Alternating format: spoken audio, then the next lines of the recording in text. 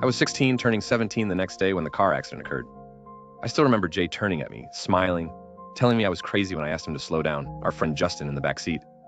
We were on the back road around our private school, we knew them like the back of our hands. Yet, that didn't stop the fact that he really wasn't paying attention, that he had turned to tell me I was being unnecessarily silly.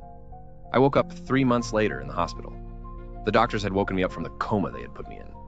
I had almost lost my legs, but they had managed to save them and keep infection from setting in. I had a head injury, so they had to shave part of my head. Jay's father, our pastor, was sitting beside my bed with my family when I woke up. "Where's Jay? Where's Justin?"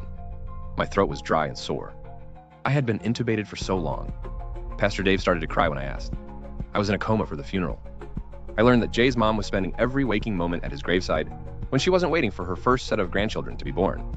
She came to visit me looking tired and gaunt. She had a black velvet box in her hand. I had trouble opening it, so she opened it for me. It was a black Tiffany heart bracelet with the words, "Forever Yours," engraved into the heart tag. Jay had gotten it for me for my 17th birthday.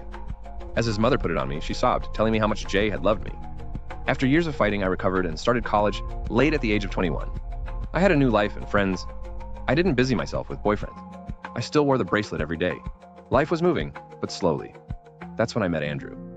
He was a doctor at a hospital I volunteered at for my service hours at the university I attended. He was sweet, charming, and he took things as slow as I needed him to. He was concerned about my physical health. There were lasting effects to my legs after the accident. While he pushed me to strengthen them, he didn't push too fast or too hard. I was 23 when he proposed. We agreed to have a small wedding. We were both still young with student loans, mine still mounting. A few nights before our wedding, he asked me, "Why do you still wear that bracelet?" I frowned a bit, knowing where this was going. He had asked this question before. "It's to honor Jay." Andrew frowned and said to me, "It's been 6 years. It's time to stop wearing it." I knew he was right. I knew that it was time.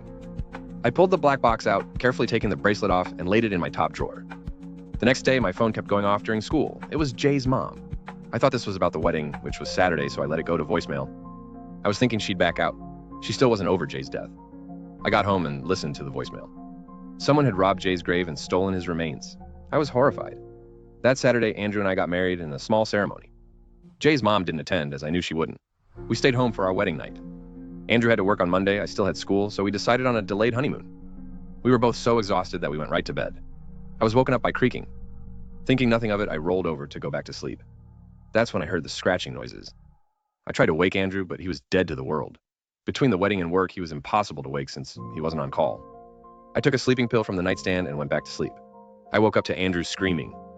The floor and my side of the bed were covered in dirt, and scratched into the hardwood floor were the words, "Forever Yours."